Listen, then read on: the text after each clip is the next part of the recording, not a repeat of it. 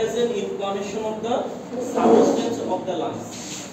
এখানে ডিফাইন মানে কি সংজ্ঞা আর ইনফ্লামেশন হচ্ছে প্রদাহ। প্রদাহ তো বুঝেন কিভাবে, ইনফ্লামেশনের সংজ্ঞা বুঝছেন না? হ্যাঁ, প্রদাহ মানে কোনো কিছু কোনো একটা সাবস্টেন্স মানে হচ্ছে কি পদার্থ, কোন একটা পদার্থ, সেটা পানি হতে পারে বা কোনো লিকুইড হতে পারে। এই ধরনের পদার্থ কোথাও গিয়ে সেখানে কি সৃষ্টি করে, একটা প্রদাহ সৃষ্টি করে, ইনফ্লামেশন সৃষ্টি করে। ঠিক আছে, তাহলে pneumonia is defined as an inflammation of the substance of the lungs. নিউমোনিয়াকে ফুসফুসের পদার্থের প্রদাহ হিসেবে সংজ্ঞায়িত করা হয় বা চিহ্নিত করা হয়। কি বুঝলেন? বাংলাটা লিখে রাখেন। নিউমোনিয়াকে ফুসফুসের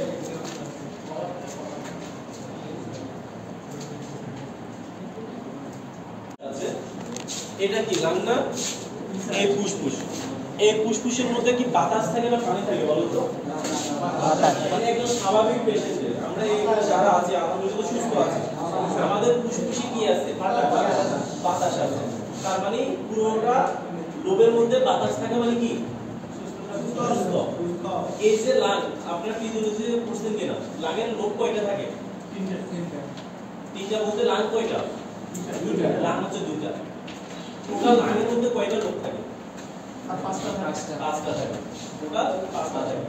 ডান পাশে কয়টা থাকে, বাম পাশে কয়টা থাকে? ডান পাশে থাকে তিনটা, বাম পাশে দুইটা। তার মানে ডান পাশে থাকে তিনটা লোব, বাম পাশে থাকে দুইটা লোব। এই লোবের মধ্যে পুরোটা লোবগুলোই বাতাস দ্বারা পূর্ণ থাকে। কি দ্বারা পূর্ণ থাকে? বাতাস দ্বারা পূর্ণ থাকে। এই বাতাসের মধ্যে যদি কোনোভাবে কোনো একটা পদার্থ যদি যায় প্রবেশ করে, সেখানে সেটা কি করে? প্রদাহ সৃষ্টি করে। আর যখন সেখানে প্রদাহ সৃষ্টি করবে, তখন আমরা এটাকে ধরে নেব কি এটা নিউমোনিয়া। বুঝতে পারছেন? এই নিউমোনিয়া কয়েক প্রকারের আছে, সেটা এখানে আমি লিখছি। ক্লাসিফিকেশন বা টাইপস অফ নিউমোনিয়া, নিউমোনিয়ার শ্রেণীবিন্যাস বা প্রকারভেদ, যেগুলো একটা আসতে পারে। টাইপ যদি আসে তাও আপনি এগুলো লিখবেন, ক্লাসিফিকেশন আসলে আপনারা সেম এগুলাই লিখবেন। প্রথম হচ্ছে ক্লিনিক্যাল টাইপস। ক্লিনিক্যাল কি কি প্রকারভেদ আছে? আরেকটা হচ্ছে অ্যাকর্ডিং টু সাইট, সেটা আমরা পরে আলোচনা করব। Community acquired pneumonia. কমিউনিটি মানে কি? সম্প্রদায়। কমিউনিটি মানে হচ্ছে সম্প্রদায়, জনসমাজ, জনসাধারণ বা জনগণ, যেটাই বলেন।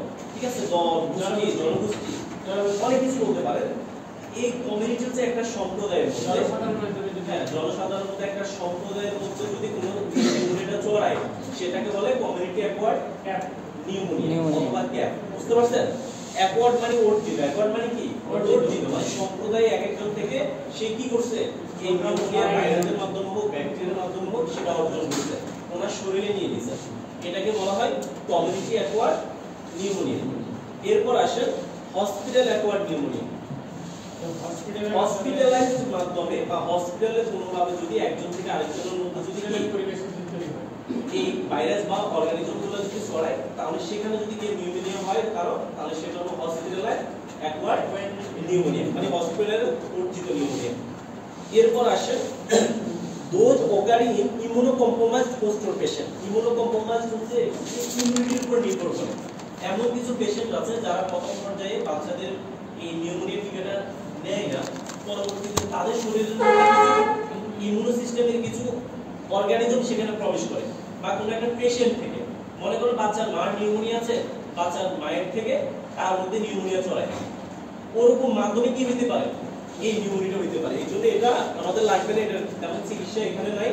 বুঝতে পারছেন? সবগুলো চিকিৎসা এগুলোর মধ্যে দেওয়া হয়, তারপর আমি লিখে দিচ্ছি টাইপ হিসেবে, আপনারা লিখতে পারেন those occurring in immunocompromised post-op patient। বুঝতে পারছেন? সেটা পেশেন্ট পোস্ট এর মধ্যে এটা হতে পারে। এরপর চতুর্থ নাম্বারটা হচ্ছে those occurring in patient with underlying damage lung। যেমন মনে করেন কারো যে কোনো ভাবে আপনার লাং বিভিন্ন ভাবে ড্যামেজ, বুঝতে পারছেন? বিভিন্ন ভাবে বিভিন্ন অর্গানিজম মাধ্যমে কিন্তু আলাদাভাবে আপনার ড্যামেজ ছিল, ওখানে অন্য কোনো রোগ ছিল। এই রোগ থেকে প্রায় সময় কি হয়, প্রদাহ সৃষ্টি হয়। এবার প্রদাহ হইতে হইতে ওদের আমরা কি করতে পারি, নিউমোনিয়া করতে পারি। তাহলে ওটাকে বলবো those occurring in patient with underlying damage lung। ঠিক আছে, এই কয়েকটা মাধ্যমে কয়েকটা প্রকারভেদে আমাদের নিউমোনিয়া হয়। বুঝতে পারছেন? কার কোনো প্রশ্ন আছে এটা নিয়ে? Clinical type. এবার আরেকটা লিখুন, 2 নম্বরে লিখুন, এটাও ক্লাসিফিকেশনের মধ্যে।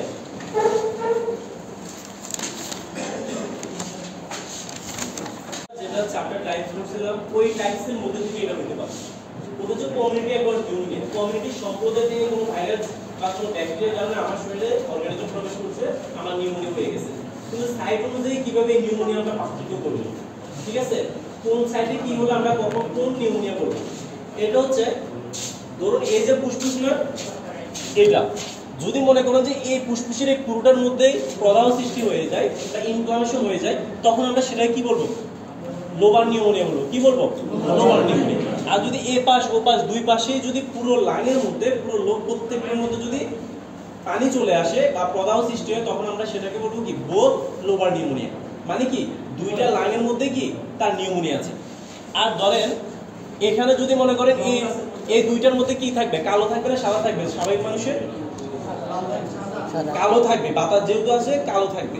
কারোর যদি নিউমোনিয়া হয়, মনে করেন যে অ্যাসপিরেশন নিউমোনিয়া, বাচ্চাকে কি করতেছে, ব্রেস্ট ফিডিং করাচ্ছে, মনে করেন মাথাটা একটু মিক্স করে রাখছে, তার কাশির সাথে কিছু ফিডিং কি হয়ে গেছে, কোথায় চলে গেছে, ফুসফুসে চলে গেছে, যাই মনে করো যে এই লাংয়ের কোনো একটা জায়গায় যে এখানে যে প্রবেশ করছে, একটা দু তিনটে অ্যালভিওলের পাশে বা লোবের পাশে যাই জমা হয়েছে, তাহলে আমরা সেখানে কি এরকম গোল করি বা এভাবে করি, কি পাবো সেখানে, কি পাবো, কনসোলিডেশন পাবো, মানে সাদা পাবো, কালো থাকবে না, কালোর মাঝে আমরা ছোট করে কি পাবো, সাদা পাবো। তার মানে আমরা সেটাকে বলতে পারি নিউমোনিয়া। এভাবেও যদি এই নিউমোনিয়াটা যদি এখানে এখানে এভাবে কিছুটা জায়গায় যদি হালকা করে ছড়িয়ে যায়, তখন আমরা সেটাকে বলি ব্রঙ্কোনিউমোনিয়া। কি বলি, আমি লাং নিয়ে আরেকটা বলবো, লাংয়ের আপনার এক্সট্রাটা নিয়ে আপাতত আমরা নিউমোনিয়া যেহেতু এখানে বেশি কিছু নাই, শুধু আমরা এগুলোর উপরে ডিপেন্ড করে আমরা নিউমোনিয়া সার্চ করে দিই, ডায়াগনোস করে দিই। তার মানে যদি একটা জায়গায় থাকে এটা আমরা সাধারণত কি বলি, নিউমোনিয়া বলি।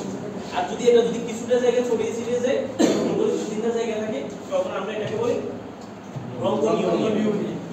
যদি কোনো ফিডিং এর মাধ্যমে বা কোনো মাধ্যমে যদি পানি খাওয়াই দেখেছে, কিছু পানি লাঙে চলে গেছে বা ফিডিং কিছু লাঙে চলে গেছে, তখন আমরা সেটাকে বলি অ্যাসপিরেশন নিউমোনিয়া। কি বলি, অ্যাসপিরেশন নিউমোনিয়া। আর যখন এভাবে পুরো লোবে চলে যাবে, তখন আমরা সেটাকে বলবো কি, লোবার নিউমোনিয়া। বুঝতে পারছেন, ব্রঙ্কোনিউমোনিয়া লোবার নিউমোনিয়ার মধ্যে পার্থক্য বুঝছেন? ঠিক আছে, তাহলে পুরো লোবে চলে গেলে আমরা লোবার নিউমোনিয়া বলবো, আর যদি ছোট একটা জায়গা বা দুইটা জায়গায় থাকে, তখন আমরা সেটাকে বলবো ব্রঙ্কোনিউমোনিয়া। বুঝতে পারছেন? আচ্ছা, তো নিউমোনিয়া এগুলো হচ্ছে রিস্ক ফ্যাক্টর। এগুলো যাদের মধ্যে থাকবে তাদেরকে খুব সহজে নিউমোনিয়া অ্যাটাক করতে পারে বা আক্রান্ত করতে পারে। ঠিক আছে, প্রথমত হচ্ছে সিগারেট স্মোকিং। নাম শুনছেন কখনো?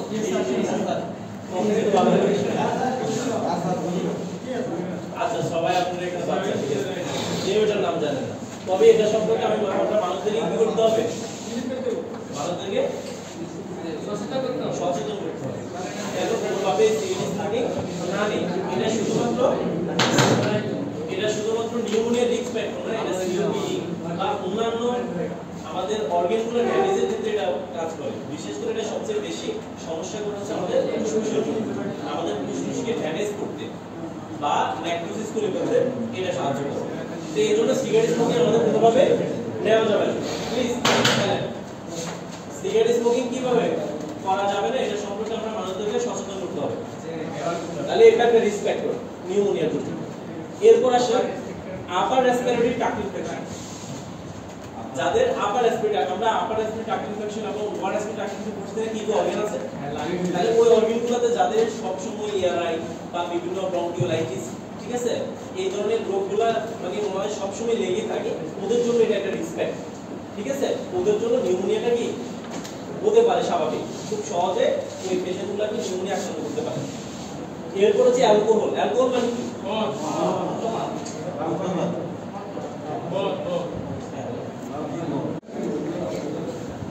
অ্যালকোহল হচ্ছে কি, অ্যালকোহল হচ্ছে মদ প্রাণ বা মদ বলা হয় যেটাকে, ওটা আপাতত মনে হয় এখানে কেউ নেই। ঠিক আছে, তবে এটা সম্পর্কে কি, এটা সম্পর্কে আমরা মানুষদেরকে সচেতন করতে হবে। তবে এটার ক্ষেত্রে বাচ্চাগুলো হবে না, এটা আমি জানি অলরেডি অনেকে। ঠিক আছে, যাই হোক, নিলেও আপনি অন্যকে সচেতন করতে হবে, না নিলেও অন্যকে সচেতন করতে হবে। তবে না নিয়ে সচেতন করাটা আপনি প্রেসক্রিপশন করবেন, হাতের মধ্যে সিগারেট থাকবে, প্রেসক্রিপশনে লিখবেন ধূমপান স্বাস্থ্য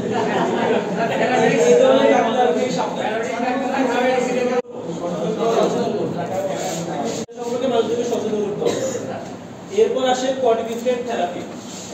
স্টেরয়েড ড্রাগ যারা বিশেষ করে বিভিন্ন আর্থ্রাইটিসের জন্য বা বিভিন্ন প্রবলেমের জন্য দীর্ঘদিন ধরে এই ধরনের গুলো নেয় বা রিউমেটিক ফিভারের জন্য স্টেরয়েড নেয়, তো এই বেশিরভাগ যদি স্টেরয়েড নেয় তাহলে স্টেরয়েড উল্টো কি করতে পারে, নিউমোনিয়ার একটা রিস্ক ফ্যাক্টর হিসেবে কাজ করে। এরপর আসে ওল্ড এজ। ওল্ড এজ মানে কি, যাদের বয়স বেশি, মানে বৃদ্ধ বয়সী বলা হয়, তাই না? না, উনি অনেক সচেতন আছে। তাহলে বৃদ্ধ বয়সী যারা আছে ওনাদের সবসময় দেখবেন এয়ারে লেগেই থাকে বাচ্চাদের মতো। এক হচ্ছে বাচ্চা, আরেক হচ্ছে কি বয়স। এই দুইটা লোকের রিসেন্ট মানে কি সাম্প্রতিক, রিসেন্ট মানে কি ইনফ্লুয়েঞ্জা বুঝেন? ইনফ্লুয়েঞ্জা একটা ভাইরাস, এটা একটা সময় মহামারী হিসেবে ছড়াইতো। এখন তো বাচ্চা সময় 10টা টিকার মধ্যে ইনফ্লুয়েঞ্জা একটা টিকা দিয়ে দেওয়া হয়, কিন্তু এটা একসময় মহামারী ছিল, করোনার মতো এরকম একটা মহামারী ছিল, কয়েক লাখ মানুষ মারা গেছে ইনফ্লুয়েঞ্জা। তো যাদের ইনফ্লুয়েঞ্জা হয় বা এই সাম্প্রতিক ইনফ্লুয়েঞ্জার একজন পেশেন্ট ছিল, ইনফ্লুয়েঞ্জা ভালো হয়ে গেছে, কিন্তু পরবর্তীতে তাদের কি থাকে, এই ইনফ্লুয়েঞ্জা একটা রিস্ক ফ্যাক্টর হিসেবে কাজ করে। এই জন্য হচ্ছে রিসেন্ট ইনফ্লুয়েঞ্জা ইনফেকশন, মানে হচ্ছে কি সাম্প্রতিক ইনফ্লুয়েঞ্জা সংক্রমণ। এবার দেখেন pre existing lung disease. Pre existing মানে কি, পূর্ব বিদ্যমান। প্রি এক্সিস্টিং মানে কি পূর্ব বিদ্যমান লাং ডিজিজ। তার পূর্বের কোনো নিউমোনিয়া ছিল বা টিবির কোনো পেশেন্ট ছিল বা অন্য কোনো ডিজিজের, অন্য কোনো লাইনের ডিজিজে ভুগছিল, তাহলে তার কি হতে পারে, যে কোনো সময় নিউমোনিয়া হইতে পারে। এই জন্য এটাকে হচ্ছে প্রি এক্সিস্টিং লাং ডিজিজ। এরপর আসে এএসআইভি। এএসআইভি মানে কি, হিউম্যান ইমিউনোডেফিসিয়েন্সি ভাইরাস। এটা রোগের নাম কি, এইডস, অ্যাকোয়ার্ড ইমিউনোডেফিসিয়েন্সি সিনড্রোম। এই রোগের একটা ভাইরাস হচ্ছে এসআইভি। যাদের এসআইভি হয় তাদের জন্য সবসময় কি হয়, নিউমোনিয়ার ঝুঁকি থাকে। আর এসআইভি একটা রিস্ক ফ্যাক্টর ওই ধরনের পেশেন্টের জন্য। এরপর আসে ইনডোর এয়ার পলিউশন। ইনডোর মানে কি, ইনডোর মানে অভ্যন্তরীণ জায়গা, মনে করেন একটা আবদ্ধ জায়গায় ময়লাও পালানো হয়, ওখানে কিছু মানুষ বসবাস করে, তার মানে সেখানে কি হতে পারে, অস্বাস্থ্যকর পরিবেশের মাধ্যমে তার নিউমোনিয়া হওয়ার সম্ভাবনা থাকে। তাহলে এটা হচ্ছে ইনডোর এয়ার পলিউশন, মানে বায়ু দূষণ। এই অভ্যন্তরীণ একটা বায়ু দূষণটা একজন নিউমোনিয়া পেশেন্টের জন্য একটা রিস্ক ফ্যাক্টর হিসেবে কাজ করতে পারে। এগুলা নিয়ে কার কোনো প্রশ্ন আছে কিনা, এগুলা রিস্ক ফ্যাক্টর। এটার সাথে বর্ণনা ডিপ্রেশন থাকে বর্তমানে যে এয়ার প্রবলেম আমরা বিশেষ করে যে সব ড্রিঙ্কস বেশি পরিমাণে স্টেরয়েড একসাথে নাও, বুঝতে পারছেন? অনেকগুলো স্টেরয়েড একসাথে নাও। ওই অ্যাজমার জন্য আপনি কি নিচ্ছেন, স্টেরয়েড নিচ্ছেন। অ্যাজমার জন্য স্টেরয়েড নিচ্ছেন, ওটা আপনার রোগ হয়ে গেছে, ওই রোগ থেকে আপনি এখন মুক্ত হওয়ার জন্য স্টেরয়েড নিচ্ছেন। এটার কারণে নিউমোনিয়া হতে পারে, এখনো হয় না, বুঝতে পারছেন? তো আমাদের মূল কষ্ট হচ্ছে এটা যদি দীর্ঘদিন নেয় তার নিউমোনিয়া হইতে পারে। কিন্তু আগে আমরা কি করব, অ্যাজমা চিকিৎসা আমাদেরকে নিতে হবে। আগে আমাদেরকে বর্তমান যে সমস্যার কারণে সে মারা যাবে তাকে আগে বাঁচাতে হবে, পরে নিউমোনিয়া হলে তারপর পরবর্তীতে আবার আলাদা ট্রিটমেন্ট দেব, বুঝতে পারছেন? অণুজীবের কারণে হয়, ওই অণুজীবগুলোর নামগুলো আমরা এখন লিখব, ঠিক আছে? আচ্ছা, এগুলা কি, এই ব্যাকটেরিয়ার কারণে নিউমোনিয়া হতে পারে বা নিউমোনিয়া হয় এই ব্যাকটেরিয়াগুলোর কারণে, বুঝতে পারছেন? প্রথম হচ্ছে স্ট্রেপ্টোককাস নিউমোনিয়া, এটা হচ্ছে মেইন। এই ব্যাকটেরিয়ার কারণে প্রায় আপনার 60-70% নিউমোনিয়া হয়। Streptococcus pneumonia, chlamydia pneumonia, mycoplasma pneumonia, klebsiella pneumonia. বাকি হচ্ছে স্টেফাইলোককাস অরিয়ান্স, এটাও কিছুটা কমন। এর হচ্ছে ক্লামাইডিয়া, সিটিসি আর কক্সিয়েলা বার্লিনচি, এগুলোর কারণে কি হয়, নিউমোনিয়া হয়। এগুলো হচ্ছে অর্গানিজম, প্রত্যেকটা জীবিত একটা প্রাণী, ব্যাকটেরিয়া, সবগুলো কি ব্যাকটেরিয়া, সবগুলোই ব্যাকটেরিয়া। এই দুটো যদি ব্যাকটেরিয়া, এবার ভাইরাস লেখা নিউমোনিয়া হয়। এই জন্য আমরা ভাইরাসগুলো লিখলাম। প্রথম হচ্ছে ইনফ্লুয়েঞ্জা, প্যারা ইনফ্লুয়েঞ্জা। এই ভাইরাসের কারণে কি হয়, নিউমোনিয়া হয়। Measles, herpes simplex virus, varicella zoster, adenovirus, cytomegalovirus, corona virus, এগুলোর কারণে কি হয়, নিউমোনিয়া হয়। মানে জি, এক কথায় বলবেন নিউমোকক্কাস নিউমোনিয়া। নিউমোকক্কাস নিউমোনিয়া, এটা হচ্ছে একটা অর্গানিজম, বুঝতে পারছেন? তবে এই প্রত্যেকটা অর্গানিজমের কারণে নিউমোনিয়া হতে পারে। তো কখনো যদি শুধুমাত্র একটা অর্গানিজম থাকে তাহলে নিউমোকক্কাস নিউমোনিয়া লিখতে, বুঝতে পারছেন? ওটার কারণে নিউমোনিয়া হয়, নিউমোকক্কাস নিউমোনিয়া।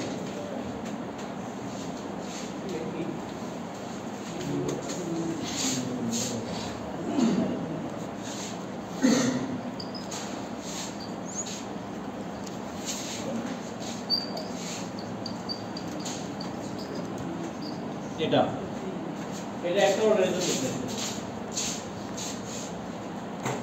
এগুলো লিখলে যে আপনার ভুল হবে তা না, এগুলো তো আপনার নিয়মে, তবে ওটা হচ্ছে মেন আর কি।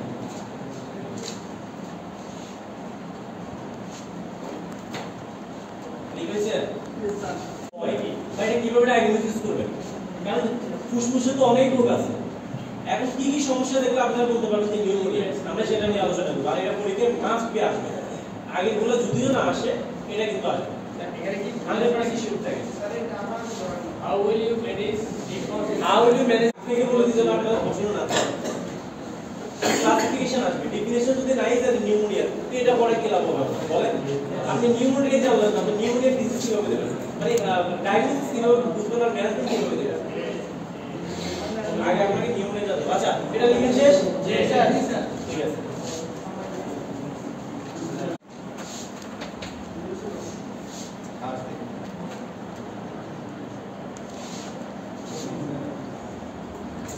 রোগীর এসে আপনাদের কি বলবে?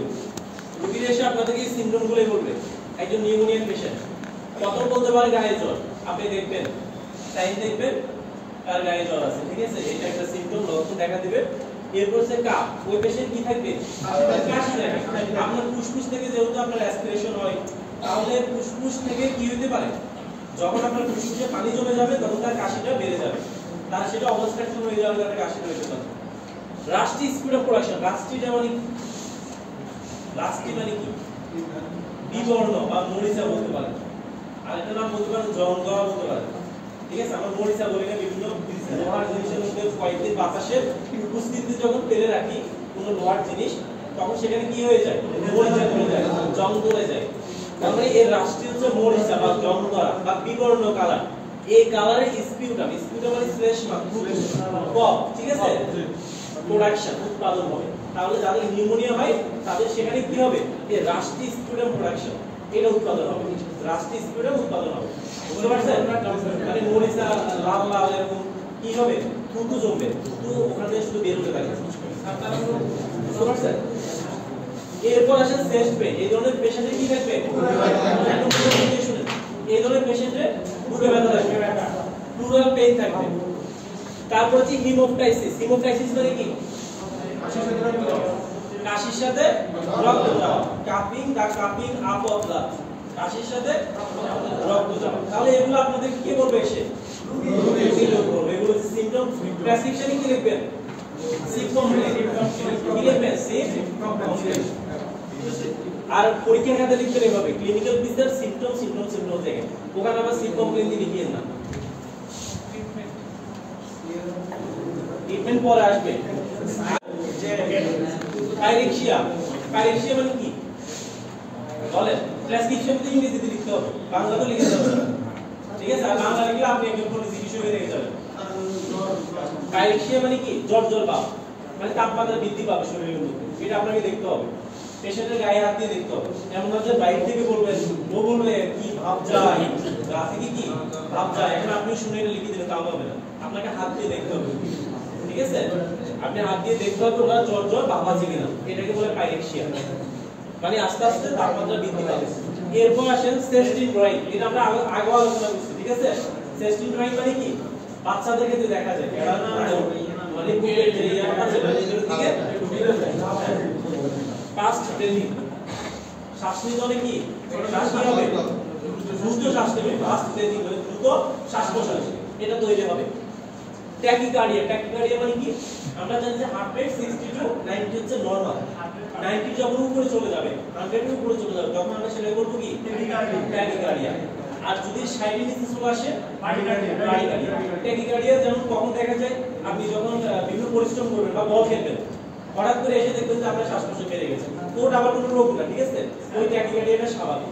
কোন একটা ডিজিজের কারণে, নিউমোনিয়ার কারণে যখন ট্যাকিকার্ডিয়া হবে তখন সেটা সমস্যা, ঠিক আছে। এরপর আসেন হাইপোটেনশন। হাইপোটেনশন মানে কি? উচ্চ রক্তচাপ। ধন্যবাদ। কে বলছেন এটা? উচ্চ রক্তচাপ। আর হাইপারটেনশন মানে উচ্চ রক্তচাপ, তো দুইটাই উচ্চ রক্তচাপ। হাইপোর মধ্যে ডিফারেন্স কি? এখানে হাইপো আছে, হাইপার আছে। হাইপার মানে উচ্চ, উচ্চ, হাইপো মানে কম, নিম্ন বা কম। আচ্ছা তাহলে এই জায়গায় মনে করে ফেলবেন এটা হচ্ছে দেখতেছো হাইপো আর হাইপো। একটা হচ্ছে এটা হাইপার, হ্যাঁ বুঝতে পারছো, হাইপার আর হাইপো। নরমাল রেঞ্জটা কত আমাদের 80 থেকে 120 বলতে হবে। আগে সিস্টোলিক বলতে হবে, আগে সিস্টোলিকটা বলতে হবে, তারপর ডায়াস্টোলিক বলতে হবে। তাহলে 120 এটা হচ্ছে সিস্টোলিক নিশান, এই পিছনে কথা আসছে আর 80 হচ্ছে কি ডায়াস্টোলিক। আপনারা ভাবতেছেন আপনারা ক্লাস করতেছেন আপনাদের কষ্ট হচ্ছে, আমার হচ্ছে না, এটা এরকম কি ভাবতেছেন? না স্যার, আমাদের তো আপনাদের থেকে বেশি পরিশ্রম হইতেছে। এখন এসে কথা বলেন না, কিছু তোমরা আমার হারিয়ে দিতে পারো। আচ্ছা তাহলে হাইপোড হচ্ছে নিম্ন কম আর হাইপার হচ্ছে উচ্চ বেশি। তাহলে এই ধরনের পেশেন্টের হাইপোটেনশন থাকবে মানে নিম্ন রক্তচাপ। আপনার সিস্টোলিক কত নিচে চলে আসতে পারে? 80 নিচে, 90 নিচে, সিস্টোলিক 90 নিচে চলে আসতে পারে, যেটা 120 থাকে নরমালি। আর ডায়াস্টোলিক যেটা সেটা নরমালি থাকে 60, সেটা 60 নিচে চলে আসবে, এটাকে বলে হাইপোটেনশন বা নিম্ন রক্তচাপ। এটা হচ্ছে এটার একটা কি সাইন, এটা দেখবেন নিউমোনিয়া পেশেন্টের। এরপর আসেন কনফিউশন। কনফিউশন মানে কি? বিভ্রান্তি, দ্বিধাদ্বন্দ্বে থাকে। এই ধরনের পেশেন্টগুলো মানি এলোমেলো থাকবে, যখন তার নিউমোনিয়া হবে তার মধ্যে একটা কনফিউশন ভাব থাকে, বিভ্রান্তিকর অবস্থা, বুঝতে পারছেন? অস্থিরতা তৈরি হবে এই ধরনের পেশেন্টের মধ্যে। তাহলে এটাকে বলা হয় কনফিউশন। এই ধরনের সাইনগুলো পেলে আপনারা বুঝতে পারবেন এই পেশেন্টের নিউমোনিয়া হইতে পারে। বাকিটা তো হচ্ছে কিসের উপরে ডিপেন্ড করতে হবে? ইনভেস্টিগেশন, ঠিক আছে? ইনভেস্টিগেশনের উপর নির্ভর করে তার আসলে নিউমোনিয়া হয়েছে কিনা। তবে এই সিম্পটম এবং সাইনের উপর নির্ভর করে যদি সবকিছু ঠিকঠাক থাকে আপনি নিউমোনিয়া হতে পারেন। আর ওই নিউমোনিয়া চিকিৎসাটা অলরেডি কি ওরালি দিয়ে রাখতে পারেন। পরে যদি আপনি ইনভেস্টিগেশনের মাধ্যমে যদি সিভিয়ার নিউমোনিয়া হয় তখন আপনি হসপিটালাইজ করবেন, স্বাভাবিক ব্যাপার। আরো তো সবাই আচ্ছা দেখেন বর্তমানে হচ্ছে সিবিসি তো সবাই জানেন, কমপ্লিট ব্লাড কাউন্ট। এটা তো অনেকেই রিপোর্ট দেখেন, রিপোর্ট দেখেন না? রিপোর্ট দেখেন। তাহলে এই ধরনের পেশেন্টের যদি নিউমোনিয়া হয় আসলে তাদের আমরা সিবিসি রিপোর্টে কি দেখবো, কি পাবো, এটা আপনাদের বুঝতে হবে। সিবিসি মানে কমপ্লিট ব্লাড কাউন্ট। এটার মধ্যে আমরা নিউট্রোফিল আর লিউকোসাইট, আমরা কি ব্লাডের কি বিভিন্ন পরীক্ষার নাম শুনছিলাম? কি কি? নিউট্রোফিল, লিউকোসাইট, প্লাজমিক, ওগুলো কি? ওগুলো কি? আগে তিনটে আসে, একটা হচ্ছে ডব্লিউবিসি, একটা হচ্ছে আরবিসি, আর একটা হচ্ছে কি প্লাটিলেট। বুঝতে পারছেন? এখন হচ্ছে এগুলো কিন্তু আলাদা আলাদা সবগুলোর কাউন্ট আছে। কত হচ্ছে total count of WBC? WBC total count কত? 4000 to 11000 per cubic millimetre of blood, এটা হচ্ছে টোটাল কাউন্ট। এই ডব্লিউবিসি কে আবার অনেকগুলো ভাগে ভাগ করা হয়েছে, এটাকে বলা হয় ডিফারেনশিয়াল কাউন্ট। কি বলে? Differential count. Eosinophil, neutrophil, basophil, lymphocyte, monocyte, এগুলো হচ্ছে ডিফারেনশিয়াল কাউন্টের মধ্যে। তার মধ্যে এই পাঁচটা কিন্তু কমপ্লিট ব্লাড কাউন্টের মধ্যে আছে। তো সেখানে আমাদের যে নিউট্রোফিল সেটা কি থাকবে? বেশি থাকবে। বুঝতে পারছেন? নিউট্রোফিল কাউন্টটা কি থাকবে? বেশি থাকবে। নিউট্রোফিল সাধারণত নরমাল বন্ধ 50 to 70 ইসোনোফিল, ইসোনোফিল হচ্ছে 50 to 70, 2 to 10। এটা যদি বাড়তি আসে তাহলে আমরা সেটাকে কি বলতে পারি? নিউট্রোফিল বলতে পারি। আর লিউকোসাইটোসিসটা হচ্ছে কি? লিউকোসাইট মানে কি? ডব্লিউবিসি এর আরেকটা হচ্ছে লিউকোসাইট, লিউকোসাইট। আর এই লিউকোসাইট যদি বেশি হয়ে যায়, ডব্লিউবিসি কাউন্ট যদি বেশি চলে আসে, তখন আমরা সেটা বলবো লিউকোসাইটোসিস। তাহলে টোটাল কাউন্ট যে ডব্লিউবিসি আছে সেটা সাধারণত থাকার কথা ছিল 4000 to 11000। এর যখন বেশি চলে আসবে তখন আমরা সেটা কি বলতে পারি? নিউট্রোফিল, নিউমোনিয়া বলতে পারি। ঠিক আছে? নিউমোনিয়া বলা যায়। তাহলে আমাদের টোটাল কমপ্লিট ব্লাড কাউন্টের মধ্যে দুটো জিনিস দেখব, একটা দেখব নিউট্রোফিল কাউন্ট দেখব, আর একটা লিউকোসাইট কাউন্ট দেখব, মানে ডব্লিউবিসি কাউন্টটা দেখব।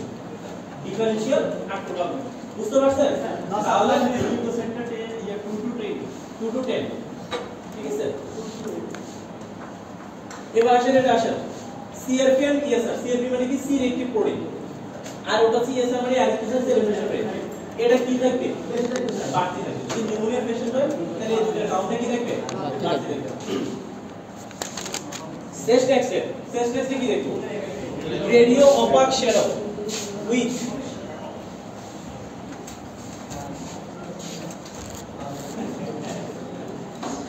ব্রঙ্কোগ্রাম। এই যে ফুসফুস না, আমি আগে বলছি কিন্তু কিছু কনসলিডেশন থাকবে। কনসলিডেশন মানে কি, এটাকে রেডিও অপাক শ্যাডো বলা হয়, সাদা সাদা শ্যাডো থাকবে, ঠিক আছে? আর সাদা সাদা শ্যাডো থাকবে মানে আমরা বুঝতে হবে এখানে কি আছে, পানি আছে। যেখানে বাতাস থাকে দাদা, ওই বাতাসের মাঝে কি আছে, পানি আছে। এই এক্সরের মধ্যে হচ্ছে নিউমোনিয়ার জন্য মূল হচ্ছে এক্সরে। এই এক্সরে থেকে আমাকে বুঝে নিতে হবে কোনটা টিবি, কোনটা নিউমোনিয়া, কোনটা লোয়ার নিউমোনিয়া, কোনটা ব্রঙ্কো নিউমোনিয়া, কোনটা অ্যাসপিরেশন নিউমোনিয়া। এগুলো আমাদেরকে মেন হচ্ছে চেস্ট এক্সরে থেকে বুঝে নিতে হবে। বুঝতে পারছেন? তাহলে আমরা সেখানে কি পাবো, গোল গোল গোল গোল অনেকগুলো কি পাবো, কনসলিডেশন পাবো। আর ওই ব্রঙ্কো ইয়ারগ্রাম মানে ইয়ারগ্রামের মধ্যে আমরা কি এই কনসলিডেশনগুলো পাবো। দুটোটা একটা থাকবে না, দুটোটা থাকতে পারে। কোনটা স্যার আমি যে বলছি ব্রঙ্কো একটা স্যার কনসলিডেশন আর কিছু ব্রঙ্কো কনসলিডেশন মানে একত্রীকরণ আর কি। ওখানের মধ্যে একত্রীকরণ দ্বারা কি থাকতে পারে, পানি থাকতে পারে, পানি জমা থাকতে পারে। কনসলিডেশন সাদা সাদা কি বলা হয়, রেডিও অফ শ্যাডো। বুঝতে পারছেন? স্পিউটাম স্টাডি, যখন একটা পেশেন্ট আপনি দেখবেন রাস্ট্রি স্পিউটাম প্রোডাকশন মানে মরিচা জনিত বা জং ধরা কিছু কি কাশির সাথে থুতু বের হচ্ছে, তখন আপনাকে বুঝে নিতে হবে কি তার কি হইতে পারে, নিউমোনিয়া হতে পারে, নিউমোনিয়া তো হইতে পারে কিন্তু আলাদা কি হতে পারে, এই কাশির সাথে হ্যাঁ এই কাশির সাথে যদি কাশির সাথে যদি এই ধরনের লালচে লালচে কফ যায় তাহলে বুঝে নিতে হবে টিবিও হইতে পারে। টিবির আলাদা ডায়াগনোসিস, তারপরে এখানেও আপনি বুঝে নিতে হবে তার টিবিও দুইটা একসাথে হয় না, দুইটা একসাথে হয়। তার টিবির জন্য আপনি কি করতে হবে, স্পিউটাম কালচার করতে হবে, স্পিউটাম স্টাডি করতে হবে। আর স্পিউটাম স্টাডির মধ্যে তারা মাইক্রোস্কোপিক কালচার করবে এই স্পিউটাম নিয়ে। আসলে সেখানে কি আছে কিনা, মাইক্রোব্যাকটেরিয়া টিউবারকুলোসিস ব্যাকটেরিয়া আছে কিনা। যদি ব্যাকটেরিয়া থাকে তাহলে তাকে টিবি ট্রিটমেন্টও দিতে হবে, আলাদা কিছু কি করতে হবে, টেস্ট করে টিবি ট্রিটমেন্ট দিতে হবে। আর সেখানে যদি মাইক্রোব্যাকটেরিয়া টিউবারকুলোসিস কোনো উপস্থিতি না থাকে, অন্য কোনো ব্যাকটেরিয়া থাকে, তাহলে আমরা সেটাকে নিউমোনিয়া ধরে ট্রিটমেন্টটা চালিয়ে দিতে পারবো। বুঝতে পারছেন? স্পিউটাম স্টাডি। এরপর হচ্ছে পালস অক্সিমেট্রি। তাদের টিবিএস তাদের নিউমোনিয়া হতে পারে কিনা একসাথে, অবশ্যই হতে পারে, তার নিউমোনিয়া তার সেখানে তো যেমন আমরা টিবি যে ইনফেকশনগুলো তাদের কনসেন্ট্রেশন কিভাবে হয়, শ্যাডোগুলো হয় এভাবে ছোট ছোট ছোট ছোট একবার পুরো লাগে। আপনাদের দুইটা ট্রিটমেন্ট একসাথে দিতে হবে, দুইটা ট্রিটমেন্ট তো একসাথেই দেবেন প্রায় সেম তো। ট্রিটমেন্ট শুধুমাত্র ওখানে টিবি ডাকলে অ্যাড করবেন আর বাকিটা তো অ্যাকর্ডিং টু কজ হিসেবে চলবে। বুঝতে পারছেন? তাহলে এটা হচ্ছে স্পিউটাম স্টাডি, সেটা হচ্ছে সেখান থেকে আমরা অন্যদিকে চলে যেতে পারি। Pulse oximetry. পালস অক্সিমেট্রি মানে কি, আপনি যখন এই ধরনের রোগগুলোতে ভুগবেন তখন স্বাভাবিকভাবে আপনার কি হয়ে যাবে, পালস রেট কমে যাবে। অক্সিজেনের পালস রেট কত, নরমাল কত,